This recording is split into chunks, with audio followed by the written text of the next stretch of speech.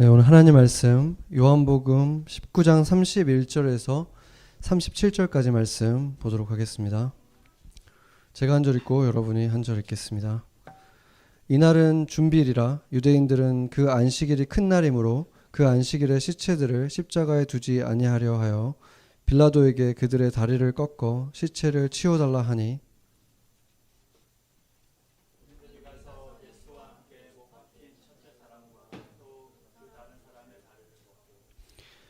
예수께 이르러서는 이미 죽으신 것을 보고 다리를 꺾지 아니하고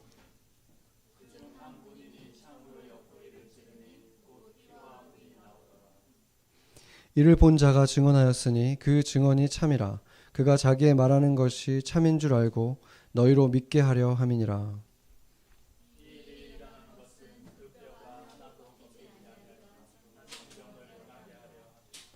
또 다른 성경에 그들이 그 찌른 자를 보리라 하였느니라. 아멘.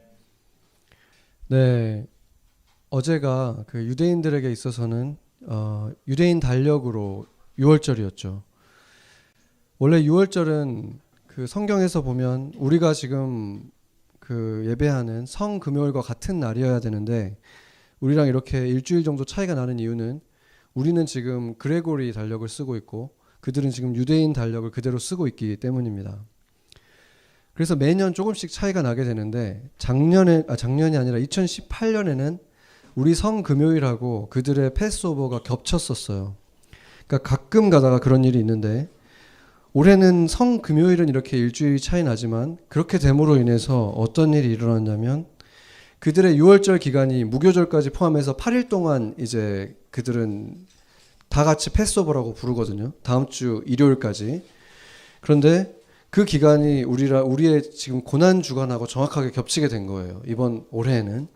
그렇기 때문에 그들은 첫날과 마지막 날을 가장 큰 날로 세우거든요. 그래서 어제와 다음 주 주일이 그들에게도 가장 큰 날이 되는 건데 우리도 바로 다음 주일이 부활 주일이기 때문에 같이 그날을 굉장히 큰 성일로 이번에는 예배하게 된 것입니다. 31절을 보면은 그날이 이제 큰 날이라고 말을 했는데 그게 바로 이제 안식일이 시작되는 6월절의 시작이었습니다. 그들에게 있어서 가장 성스러운 날이었기 때문에 이스라엘 사람들의 땅에는 죽은 자들을 밤새 두지 말라고 그 신명기에서 얘기하고 있었기 때문에 밤새 둘 수 없었는데 특히나 지금 이 성일이었기 때문에 더더욱 그 시체를 둘 수 없다고 치워달라고 지금 빌라도에게 요구를 한 것이죠.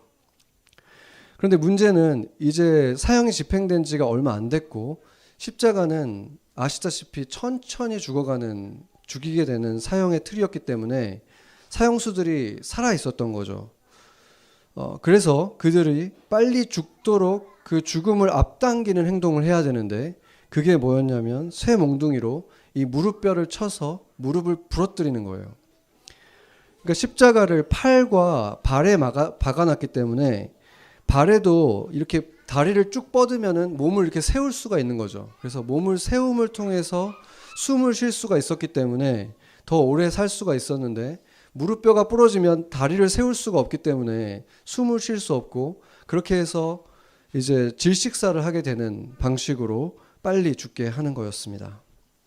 그래서 예수님 곁에 그 두 명의 제수들은 그렇게 그 쇠 몽둥이로 다리가 부러지면서 숨을 못 쉬게 돼서 질식사로 죽게 됐고 이제 예수님 차례가 됐는데 예수님을 봤을 때 예수님의 몸은 이미 축 처져 있었던 거죠. 더 이상 몸을 세우지 못한 채로 이미 숨진 상태였습니다.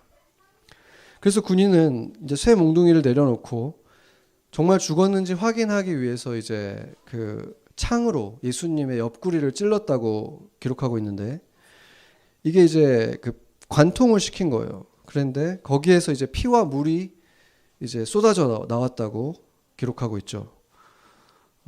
예수님은 여전히 움직이지 않고 숨을 거둔 상태였습니다. 요한은 예수님의 뼈가 부러지지 않은 이유가 성경을 성취하기 위함이다라고 밝혔는데 그게 어떤 성경을 말하는지 우리가 분명하게 알기가 어려운 게 지금까지의 그 성취된 예언들, 가장 최근에 성취된 것은 그 군인들이 옷을 가지고 제비뽑기를 할 것이다. 이게 이제 성취가 된 것이고, 또 그 전에 예수님의 탄생부터 해서 많은 메시아에 대한 예언들이 성취가 됐죠. 그런데 메시아의 뼈가 꺾이지 않을 거다라는 그 내용이 분명하게 나와 있는 성경이 없어요. 그래서 이게 무엇이냐면 메시아에 대한 예언이 아니라 하나님의 어린 양에 대한 예언이었기 때문인 것입니다. 하나님께서는 유월절에 어린 양을 잡을 때 절대로 뼈가 꺾이지 않도록 하라는 명령을 분명하게 주셨습니다. 그때 어떤 일이 있었습니까? 이집트에 9가지 재앙을 내렸죠. 그런데 9가지 재앙을 줬는데도 불구하고 계속해서 이스라엘을 보내주지 않자 이제 마지막 재앙은, 10번째 재앙은 그 이집트 땅에 있는 모든 장자들이 죽게 될 것이다. 이런 경고를 한 것이죠. 그런데 그 경고를 피하기 위해서는 각 집마다 양 한 마리씩을 잡아서 그 피는 문 지방과 문설주에 바르고 그 고기는 뼈를 꺾지 말고 통째로 구워서 가족들이 다 나눠 먹고 만약에 남으면 다 불로 태워라. 이렇게 명령을 하신 거예요. 그 뼈를 절대로 꺾지 말라는 이 명령은 출애굽기에만 한 것이 아니라 민수기에서도 또 한 번 강조했습니다. 민수기 9장 12절을 보겠습니다. 여기 보면은 아침까지 그것을 남겨두지 말고 남으면 다 태우라는 말씀을 다시 하고 있고, 그 뼈를 하나도 꺾지 말아서 유월절의 모든 율례대로 지켜라, 이렇게 분명하게 말씀을 하고 있는데, 왜 뼈를 꺾지 말라고 했는지 하나님은 설명은 해주시지 않았어요. 그러나 2세기의 유대인들의 그 문헌을 보면은 어떤 사람이 이 유월절 양의 뼈를 꺾었다가 그 사람들에게 이제 돌로 맞게 되는 일을 기록하고 있어요. 그러니까 그들이 이것에 대해서 얼마나 중요하게 생각했고 철저히 지켜왔는지를 보여주는 것이죠. 저희 동네에도 유대인 회당들이 많이 있는데 6월절 즈음에 제가 몇 년 전에 지나가다가 양을 이제 불로 굽는 모습을 제가 본 적이 있어요. 어떻게 하냐면 이 양을 목에서부터 이 항문까지 긴 꼬챙이로 이렇게 관통을 시킨 다음에 이게 통째로 이 불에다가 굽더라고요. 근데 그걸 보면서 어렴풋이 깨닫게 된 것이, 만약에 양고기를 우리가 요리를 한다고 하면 다 이 토막을 내서 팬에다가 이렇게 구울 거 아니에요.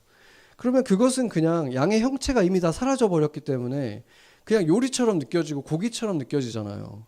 그런데 껍질을 벗긴 이 핏덩어리의 이 양을 보면 그 양의 모습은 그 개랑 거의 똑같아요. 개들 모습이랑 거의 똑같은데 그 모습 자체가 굉장히 비참하고 좀 잔인해 보이죠. 그리고 그 고기를 이제 통째로 다 구우려면은 팬에다 하는 것처럼 금방 되는 게 아니라 굉장히 오랜 시간 천천히 구울 수밖에 없는 거예요. 그러니까 그것을 계속 지켜봐야 되는 것이죠. 오랫동안. 게다가 그 양은 지금 막 시장에서 사온 양이 아니라 10일 날 양을 어디서 구해온 다음에 14일 날 이 구워야 되기 때문에 최소한 3일 정도 집에서 그 양을 데리고 있었어요. 그러니까 그 유대인의 집이 형태가 1층에 집 안에 들어가서 거기에 이제 그 짐승들이 사는 공간이 있었기 때문에 집 안에 붙어 있었고, 그래서 짐승하고 사람이 굉장히 가까웠죠.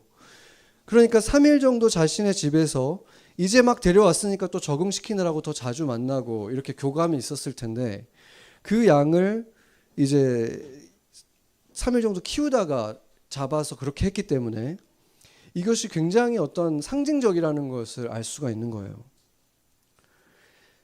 이 3일이라는 시간은 예수님께서 3년 동안 이스라엘을 다니시면서 그 사람들과 같이 먹고 또 잔치에도 참여하고 또 그들을 가르치고 사랑하고 병자들을 치유해주고 만져주고 이렇게 했던 그 3년의 시간을 상징하는 것이고, 토막나지 않은 채로 그 긴 꼬챙이에 핏덩어리가 된 채로 걸려있던 그 양의 모습은 뼈가 꺾이지 않은 채로 피투성이로 십자가에 달려있던 예수님의 모습을 보여주는 것입니다.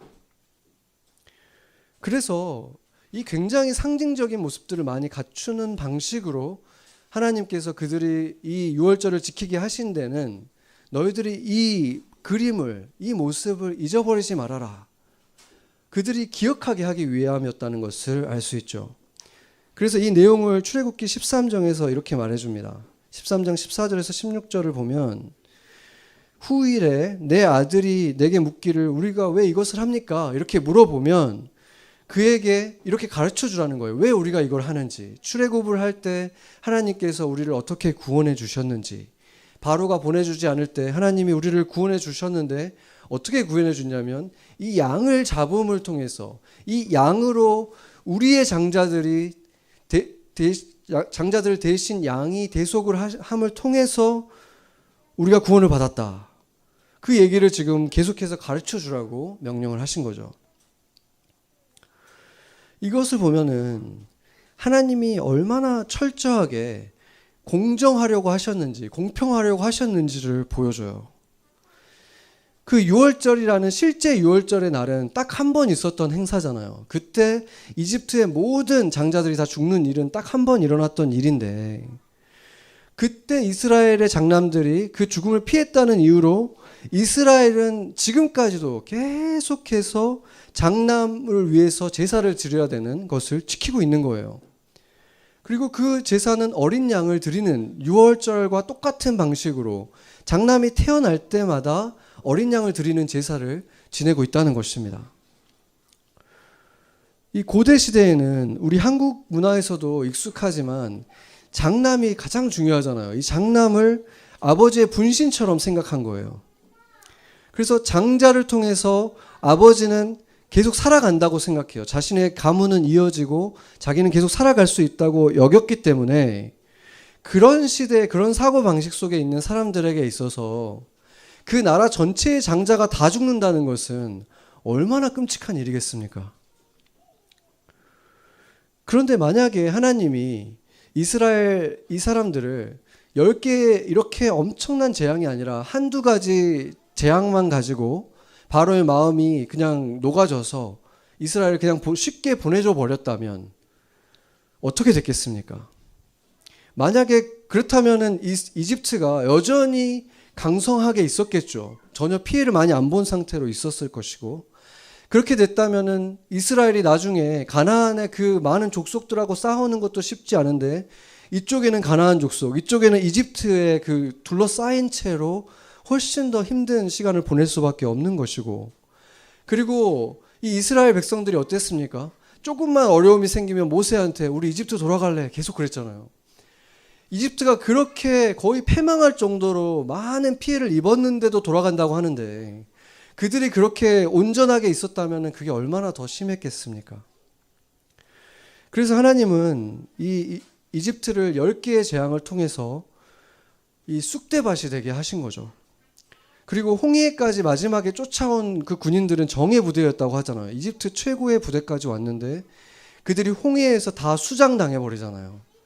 그것은 무엇을 말해줍니까? 마지막 그들의 힘까지 다 끊어버린 거예요. 도저히 이스라엘에 더 이상 덤빌 생각을 하지 못하도록 이스라엘을 넘볼 수 없도록 그 전의를 완전히 잃어버리도록 하나님께서 하신 것입니다. 그러나 하나님의 눈에 이스라엘의 장자들이 이집트의 장자들보다 더 의로웠기 때문에 하나님이 이렇게 이스라엘을 구원해 주신 것입니까? 그런 것이 전혀 아니었죠. 하나님께서 이 이스라엘을 구원해 주신 이유는 다름이 아니라 아브라함과 했던 그 약속 때문에 은혜로 주신 것이었습니다. 창세기 22장 16절에서 18절을 보면 이 사건 이전에 이제 아브라함이 하나님에게 장자였던 이삭을 바치려고 하잖아요. 그때 하나님이 이 말씀하는 거죠. 내 아들 독자도 하나밖에 없는 내 아들도 사라와의 사이에 낳은 장자죠. 이 장자도 내게 아끼지 않았기 때문에 내가 너에게 큰 복을 줄 것이고 내 씨가 크게 번성해서 하늘의 별과 같이 바다의 모래처럼 많아질 것이다. 이러한 엄청난 복을 하나님에게 약속을 받았고 하나님이 그 약속을 지키신 것입니다. 이삭은 아브라함에게 분신이었잖아요. 그것도 100세에 기적적으로 얻은 아들이었기 때문에 자신의 생명보다도 귀하게 여겼던 아들이 바로 이 이삭이었는데, 이 마지막 순간에 하나님이 그를 바치라고 했을 때, 그 긴박한 순간이 왔을 때 아브라함이 믿음의 선택을 하게 된 것이죠. 하나님의 약속을 기억한 거예요. 다른 아들이 아니라 너와 사라에게서 난 그 아들, 바로 그 이삭을 통해서 내가 내 씨를 하늘의 별처럼 번성하게 해줄 것이라는 약속이 있었기 때문에 이삭을 내가 바쳐도 하나님이 살려줄 것이다 하는 그 믿음을 가지고 진짜 바치려고 했던 거죠. 그리고 그 믿음을 보고 하나님께서 이 아브라함에게 복을 주신 것입니다. 그리고 하나님은 이삭을 대신해서 직접 준비하신 숫양을 대신 바치게 하셨습니다. 창세기 22장 13절입니다. 한번 읽어보죠. 아브라함이 눈을 들어 살펴본즉 한 숫양이 뒤에 있는데 뿔이 수풀에 걸려 있는지라 아브라함이 가서 그 숫양을 가져다가 아들을 대신하여 번제로 드렸더라. 아멘. 네, 이 숫양이 한 살 된 양이 이미 뿔이 있어요. 양은. 그래서 램이라고 부를 때는 RAM이라고 부를 때는 뿔이 있는 숫양을 말할 때 램이라고 하고, 램이라고 부르는 거 L이라고 시작하는 LAMB는 한 살까지 된 어린 양들을 다 통칭해서 부르거든요. 순양이나 암양 상관없이. 그래서 성경을 보면은 어쩔 때는 램이라고 하고 어쩔 때는 램이라고 부르죠. 근데 그 두 개가 겹치는 때가 정확하게 바로 한 살 때라는 거예요. 그렇기 때문에 지금 이 양이 바로 번제로 드려졌다고 말하고 있는 이 양이 이삭을 대신해서 드려진 대속 제물이었다는 것을 알 수 있는 것입니다. 그러니까 이 양이 바로 유월절의 어린 양이었던 것입니다. 그러나 이 동물을 번제로 드린 것은 아브라함 때 처음 시작된 것은 아니었어요.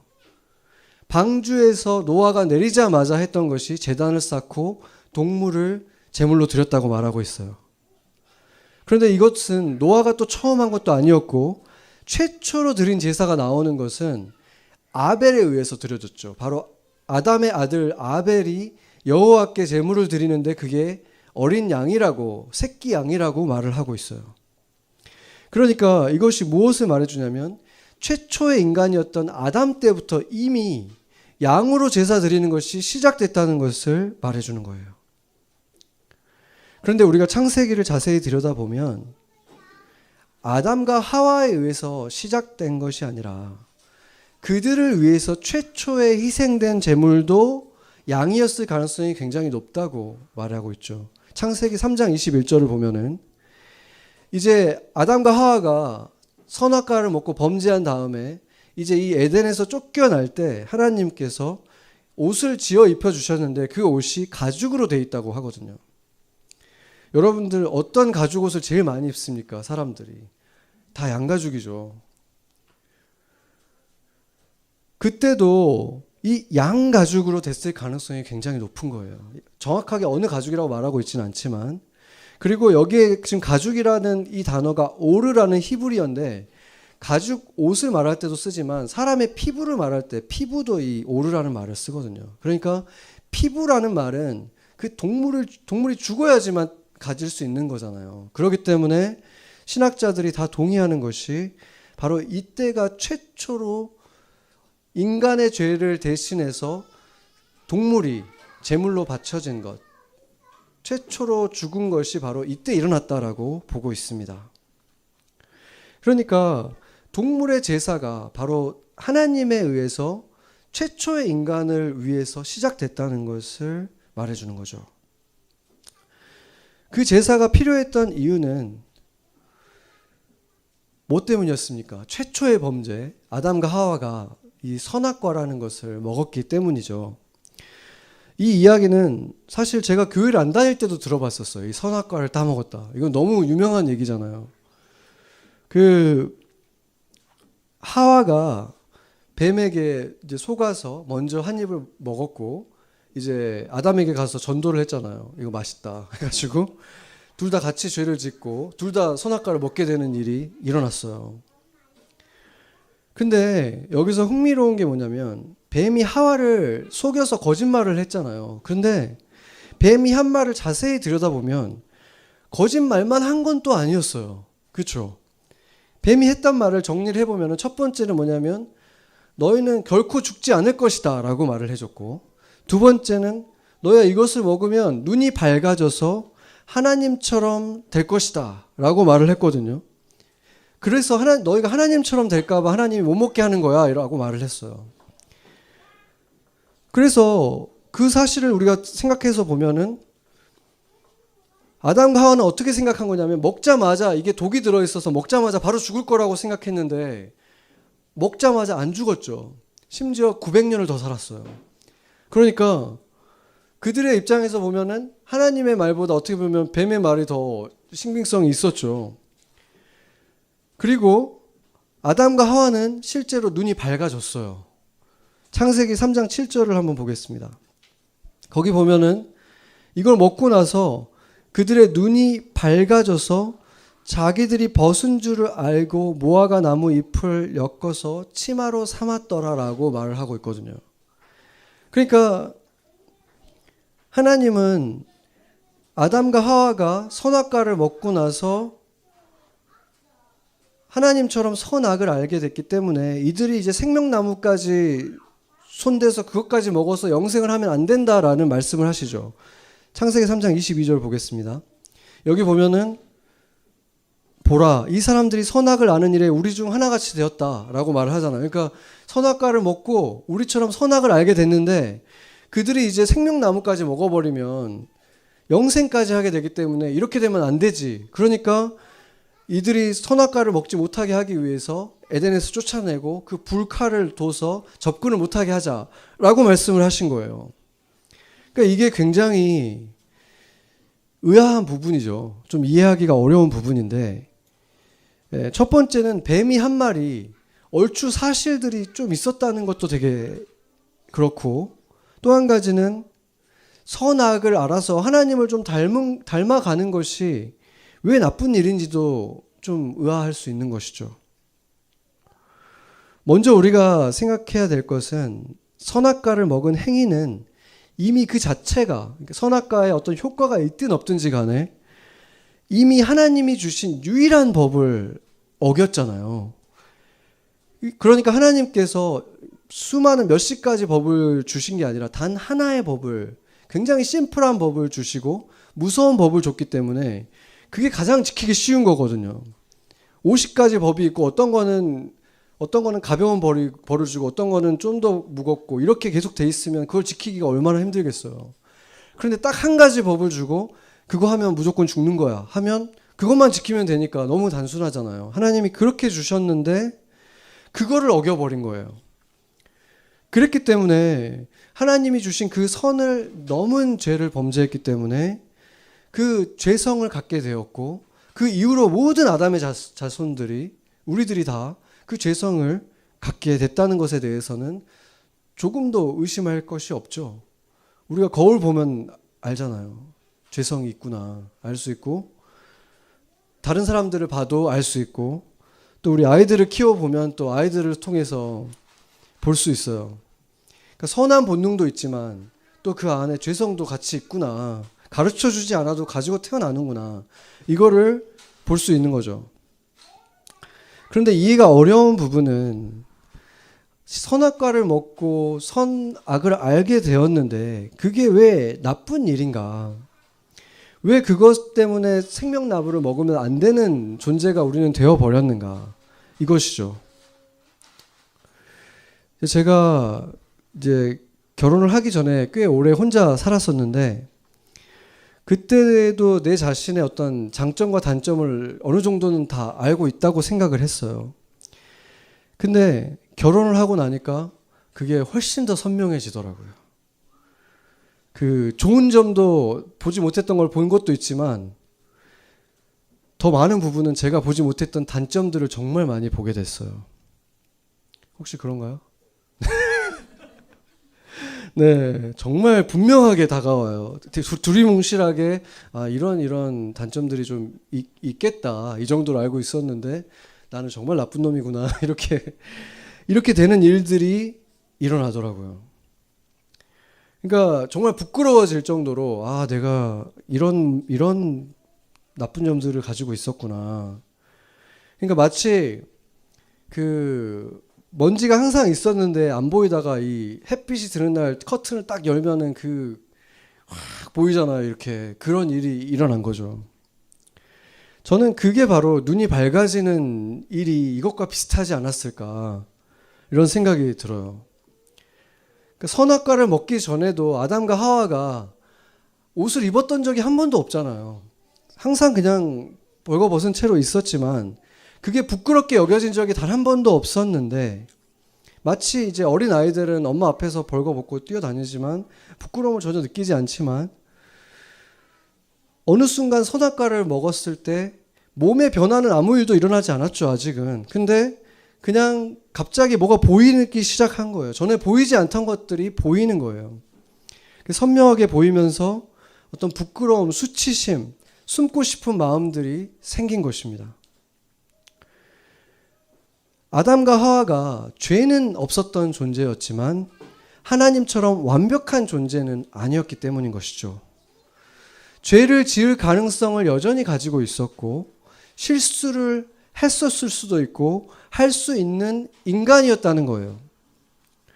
그렇지만 그들이 했던 실수를 죄라고 할 수 없는 이유는 뭐냐면 그들에게 죄라고 규정되어 있는 건 단 하나였고 그때까지 그거를 범하지 않았기 때문에 죄인은 아니었던 것 뿐이지 그들이 완벽한 삶을 살고 있었다고 말할 수는 없다는 것입니다.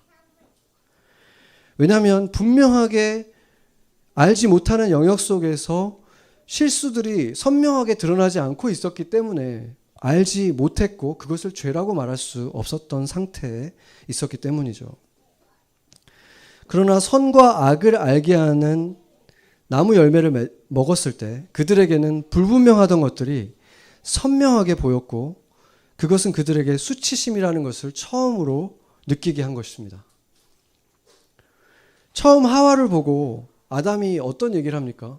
정말 거의 그 얘기를 들어보면은 아이처럼 뛸 만큼 기뻐하는 걸 느낄 수가 있어요. 내 살 중에 살이고 내 뼈 중에 뼈다. 막 이런 거의 노래하듯이 너무나 순박한 이 기쁨의 이런 노래를 하는데 선악과를 먹고 나서 아담이 한 얘기를 들어보면 아담이 순간 완전히 다른 사람이 돼 있다는 것을 우리가 보게 되는 거예요. 죄를 지은 후에 아담과 하와가 맨 처음에 한 것은 뭐냐면 적당한 크기의 나뭇잎을 찾아가지고 그것을 엮어서 이 인류 최초로 옷을 디자인하잖아요. 여기 패션 디자이너들도 계시지만 그래서 그러고 나서 또 하나님의 낯을 피해야 되겠다. 그래서 은신처를 찾아가기 시작한 거예요.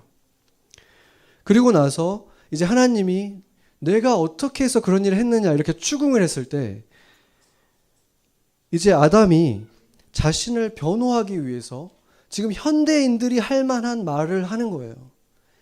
당신이 나에게 준 그 여자가 먹자고 해서 나는 먹었을 뿐입니다. 이렇게 얘기를 하잖아요. 그러니까 이걸 보면은 이미 그 변호의 논리가 이미 그 머릿속에 있다는 걸 알 수 있는 거예요. 그 순박했던 이 아담이 이미 자기가 피해를 최소화받기 위해서 책임을 떠넘기는 변호를 하고 있는 것. 어떤 일이 일어난 것입니까? 지혜가 주어진 거예요. 지혜가. 이 나무를 Tree of Knowledge라고 하거든요. Tree of Knowledge. 이 눈이 밝아진 거예요. 전에는 보지 못했던 것들을 보게 된 것입니다. 전에는 생각 못했던 것들을 이제 생각하기 시작하는 존재가 된 거예요. 우리가 보면은 전엔 불과 뭐 몇 년 전만 해도 우리 그 720p 이제 막 그 SD TV에서 HD TV로 막 넘어왔을 때 그것만 해도 정말 선명하다. 어떻게 이렇게 샤프하지 막 이렇게 했는데 지금은 뭐 울트라 HD 뭐 4K 뭐 8K도 나왔죠. 그러니까 그런 걸 보면은 진짜 그런 걸 보면은 이제 막 옛날 HD 뭐 720p로 보면은 이제 막 뿌옇게 보이잖아요. 그러니까 그런 걸 우리가 이제 눈이 버렸다 막 이렇게 표현을 하잖아요. 이제 옛날 걸로 못 돌아간다 이런 말을 하죠. 어떤 의미에서 보면은 이제 눈이 밝아져 가지고 너무 좋은 걸 보고 나니까 옛날 걸로 못 보는 거예요. 이미 선악과를 먹어버린 이 아담과 하와는 그 전에 아담과 하와로 돌아갈 수는 없는 것입니다. 원점으로 돌아갈 수가 없는 거예요. 죄를 짓기 전 상태로 그냥 돌아갈 수가 없는 거예요. 그렇기 때문에 하나님은 새로운 길을 열어주신 것입니다. 성경이 예수님을 뭐라고 부릅니까? 두 번째 아담, 마지막 아담이라고 부르잖아요. 그리고 예수님은 분명히 자녀가 없었지만 이사야서에서는 메시아가 씨를 볼 것이다라는 예언을 하고 있습니다. 이사야서 53장 10절 한번 보겠습니다. 같이 한번 읽어보죠. 그에게 상함을 받게 하기 원하사 질고를 당하게 하셨은즉 그의 영혼을 속건 제물로 드리기에 이르면 그가 씨를 보게 되며 그의 날은 길 것이요 또 그의 손으로 여호와께서 기뻐하시는 뜻을 성취하시로다. 아멘. 이 한 구절 안에 굉장히 많은 비밀들이 들어가 있는데 그가 상함을 받고 질고를 당하고 그런 다음에 속건 제물로 드리게 되면 무엇을 말합니까? 십자가를 그대로 보여주고 있잖아요. 십자가를 드리기에 이르면 그때 이제 그가 씨를 보게 될 것이다. 자손들을 낳게 될 것인데 그의 날이 길 것이다라는 말이 또 이상하잖아요. 그 십자가에서 그 예수님의 인간으로서의 그 생애는 이제 거의 끝난 거나 마찬가지인데 그렇기 때문에 날이 긴다는 것은 그 씨로 인해서 이어지는 그 날이 길 것이라는 거예요.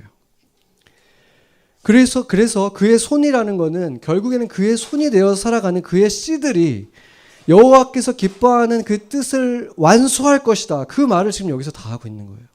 하나님이 교회를 통해서 예수님이 떠나시지만 그 자녀들을 통해서 여호와가 이루시려고 했던 일들을 결국에는 다 이루실 것이다라는 말씀을 지금 하고 있는 것입니다. 아멘.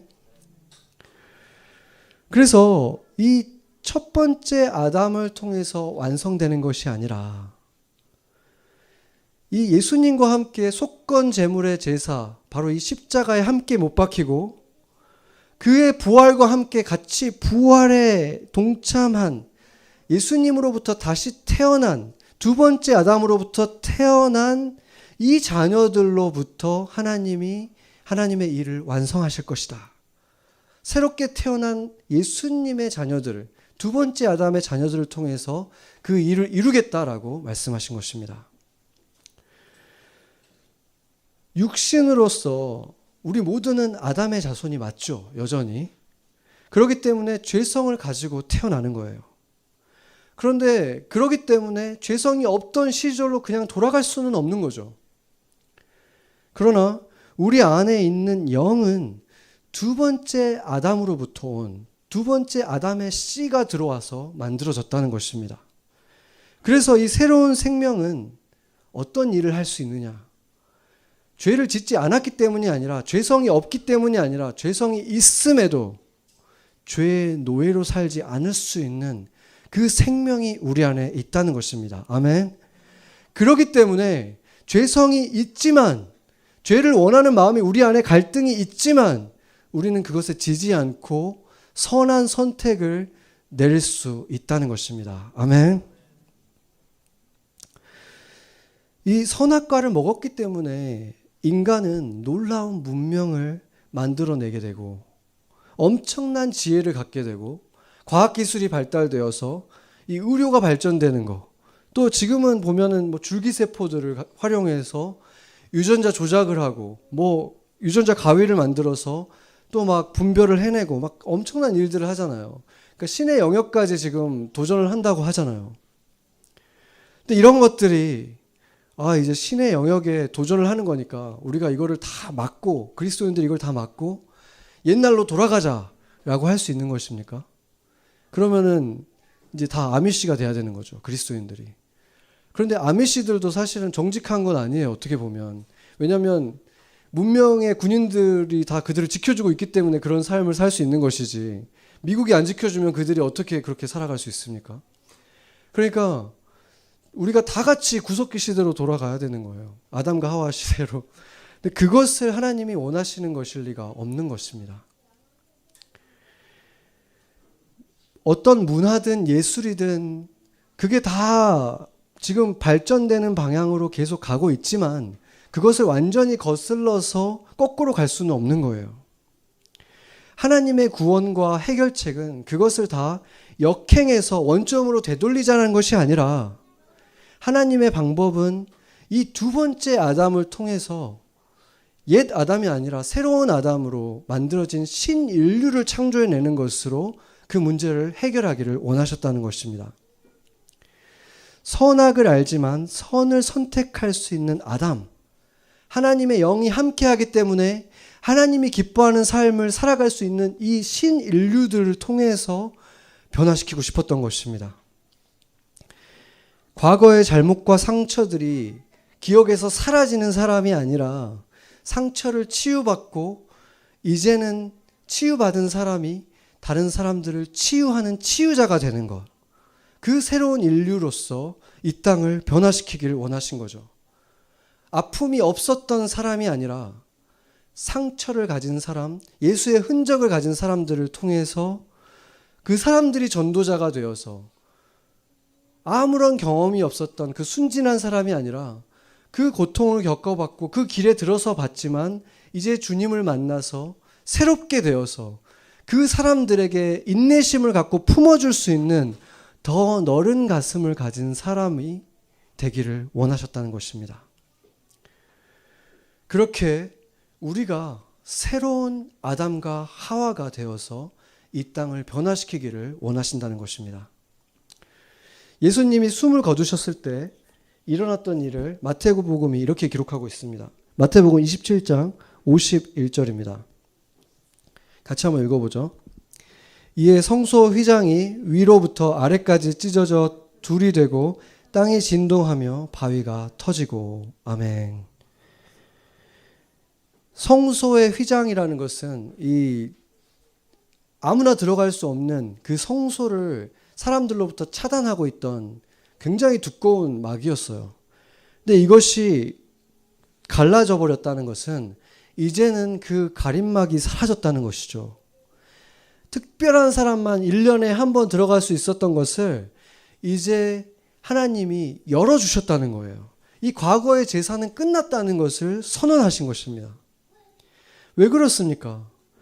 예수님의 제사가 드려졌잖아요. 이제 진짜 제물이 드려졌기 때문에 그 전에 모형으로 드려졌던 것은 교육하기 위해서 시청각 교육으로 매년 드려졌던 이것은 더 이상 필요가 없다.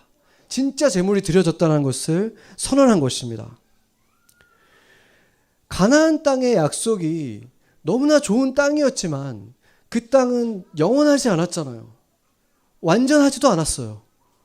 6월절의 양이 흠없는 양을 그들이 열심히 찾았지만 그 양이 온전한 진짜 흠없는 양도 아니었을 뿐 아니라 장자들의 생명 가격과 가치와는 비교가 안 되는, 어떻게 동물이 사람의 생명을 대신하겠습니까?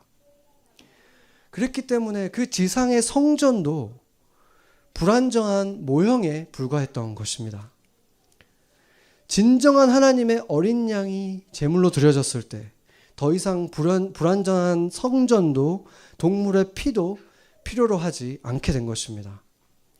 히브리서 9장 11절에서 14절이 이제 그것에 대해서 설명을 해주고 있는데 11절에 보면은 피조물에 속하지 않은 더 크고 완전한 장막을 통과하고 12절에 보면은 단 한 번의 지성소로 들어가서 한 번의 제사로 끝냈다는 것이고 동물의 피가 아니라 자기의 피로서 우리에게 1년에 한 번씩 해야 되거나 장자가 태어날 때마다 해야 되는 게 아니라 영원한 구원을 한 번에 끝내셨다라고 말하고 있고 13절에 이제 이 예전에 그 피를 사람들에게 뿌렸잖아요. 제단에 뿌리고 사람들에게 뿌려져서 그들이 깨끗해졌다라고 선언을 했는데 하물며 영원하신 분의 그 피가 뿌려졌다면 그 피의 가치는 어떻겠느냐, 이것을 지금 말하고 있는 거죠.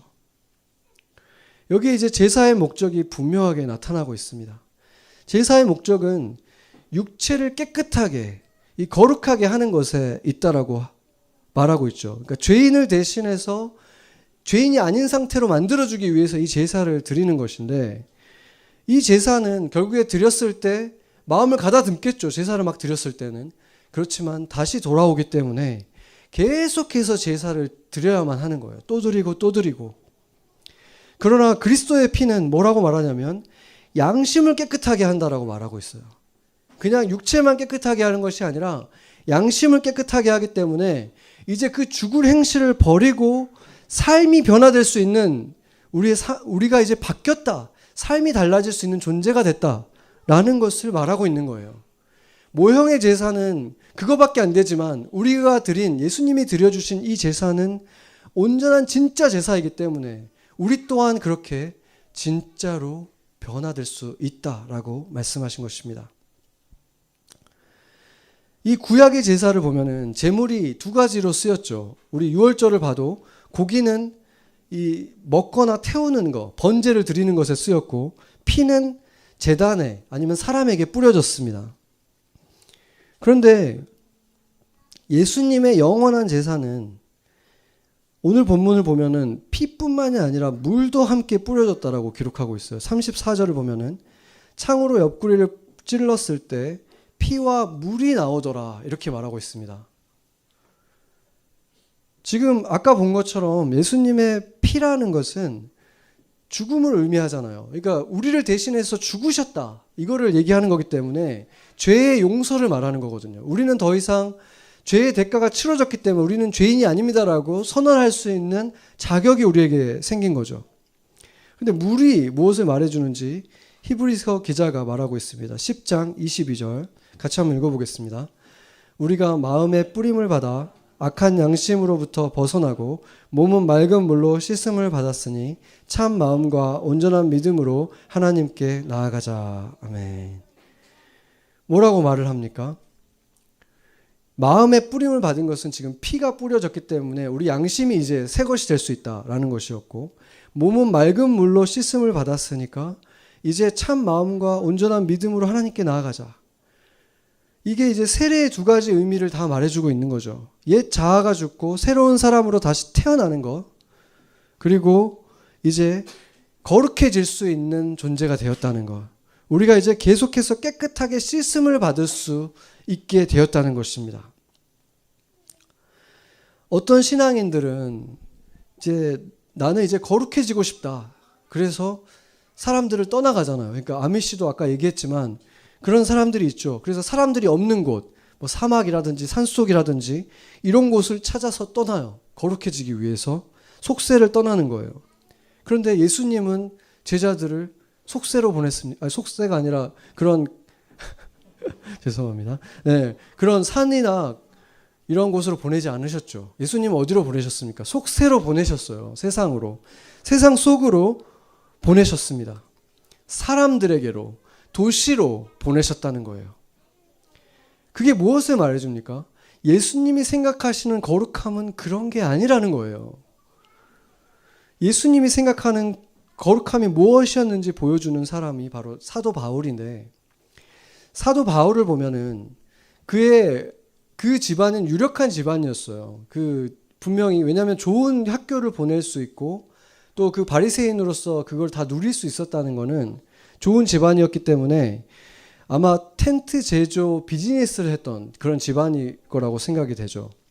그런 기술이 있었고 또 장사하는 기술이 있었을 것이고, 그리고 기술만 있었던 것이 아니라 당대 최고의 스승이었던 가말리엘에게서 배웠기 때문에 학벌도 좋았던 사람이었던 것이고, 또 다소라고 하는 이방 도시에서 그가 태어나고 자랐기 때문에 헬라어가 그에게 있어서 모국어처럼 편하게 썼던 사람이고, 또 나중에 그 철학자들과 논쟁을 할 정도로 헬라적인 그 지식도 아주 뛰어났던 사람이라는 것을 알 수 있습니다. 또한 그 유대교에 몸담았을 때에는 그의 영갑자들보다도 그가 더 높은 위치에 있었다는 것은 거기서 굉장한 열심으로 또 학벌이 있었고 바리새인이었기 때문에 인정을 받았던 사람, 사회적으로도 인정을 받았고 또 여러 가지 그때 당시에 기득권 세력에 있었던 사람이라는 것을 알 수 있습니다. 그뿐만이 아니라 그가 이제 유대교에서 열심을 부릴 때에는 전 세계를 다니면서 그 그리스도인들을 잡으러 다녔잖아요. 그걸 보면은 이것은 누구보다도 열정이 있었던 사람이라는 것도 보여줍니다. 그런데 그가 예수님을 믿고 나서 뭐라고 합니까? 그 모든 것들이 다 배설물 같다라고 얘기를 하잖아요. 그러니까 그가 가지고 있는 능력과 학벌과 지식과 지혜, 이 모든 것들이 다 자신이 가지고 있던 어떻게 보면 대단한 스펙이에요. 지금으로 봤을 때는. 사람들이 다 부러워할 만한 이것인데 나는 그것이 배설물 같다라고 얘기를 한 거예요. 예수님을 믿고 나니까 바로 그것들을 가지고 하나님을 대적했고 예수님을 무시했고 하나님의 사람을 잡으러 다녔고 결국 자신이 그 열심과 능력으로 했던 모든 것들이 하나님 앞에 아주 부끄러운 죄라는 사실을 깨달았기 때문에 그가 배설물이라는 말을 할 정도로 부끄럽게 여겼던 거예요. 그 모든 과거가. 그러나 하나님은, 예수님께서는, 나오고 있나요? 괜찮나요? 네. 예수님께서는 그 경험들을 그대로 다 버리신 것이 아니라 그 불의의 무기로 사용됐던 그 악한 것들이라고 생각했지만 그것을 그 사람의 중심을 선하게 바꿈을 통해서 예수님의 피와 물로 그를 바꿈을 통해서 그가 가지고 있던 그 선악과와 같았던 그 모든 것들을 이제는 하나님의 나라를 위해서 쓰는 사람으로 바꾼 것입니다. 그것이 이제는 의의 병기로 쓰임을 받기 시작한 것이죠. 그랬기 때문에 그가 하나님의 교회들을 개척했고 그가 쓴 편지들이 이제 하나님의 말씀이 되어서 지금 2000년이 지난 우리에게도 계속해서 읽히고 교회가 무엇인가 그리스도인들은 어떻게 살아야 하는가를 2000년 전에 바울이 쓴 글을 보고 우리가 배우고 있잖아요. 그것이 얼마나 놀라운 것입니까? 그러나 그가 그런 논리가 있고 성경 지식이 있고 했던 것들은 그가 예수님을 만나기 전에 받았던 것들로 변화되어서 쓰임을 받은 것이거든요. 저와 여러분도 각자 어떤 선악과를 먹고 말았을 것입니다. 그것을 우리가 어떻게 여기든지 간에 과거를 바꿀 수는 없는 일입니다. 이제 예수님을 알았고 교회를 다니면서 예전의 내 모습에 대해서 부끄럽게 여기고 그것은 지워버리고 싶은 과거이기 때문에 어디엔가 감춰두고 더 이상 떠들러 보려고 하지 않는 그런 모습이 우리 안에 있을 수 있습니다. 왜냐하면 그게 너무 배설물 같거든요. 그것 때문에 내가 하나님을 대적했거든요. 그래서 그것만 생각하면 마음이 슬퍼지고 또 자신감도 없어지고 하나님 앞에 부끄럽게 여겨져서 그렇게 살아갈 수 있지만 오늘 본문에서 주님은 우리에게 도전하시는 것입니다. 너희가 그것을 가지고 있다면 그것을 가지고 와서 바로 이 예수님의 십자가 앞에 피와 물을 맞거라. 십자가에서 그 피와 물을 맞을 때 내 존재 자체가 하나님의 자녀가 될 때 그 선악과가 선악과로 머물러 있는 것이 아니라 선하게 쓰일 수 있는 의의 병기가 될 수 있다 말씀하시는 것입니다. 나의 선악과들이 이제는 선한 일에 쓰이고 주님의 나라를 위해서 쓰이고 주님을 위해서 쓰일 수 있게 된다는 것입니다. 바로 그것을 위해서 주님께서 피만 쏟으신 것이 아니라 물을 우리에게 쏟아주셨습니다. 여러분의 선악과는 무엇입니까? 십자가 앞에서 피와 물로 그것을 깨끗게 하십시오. 그렇게 할 때 바로 그 선악과 때문에 그것을 사용해서 하나님의 나라에 여러분이 쓰임을 받게 될 것입니다. 상처 주던 입술이 위로하는 음성이 되고 아프게 하던 손이 치유하는 온기가 될 것입니다. 하나님은 여러분에게 주신 그것을 가지고 무엇을 하기를 원하십니까? 같이 기도하겠습니다.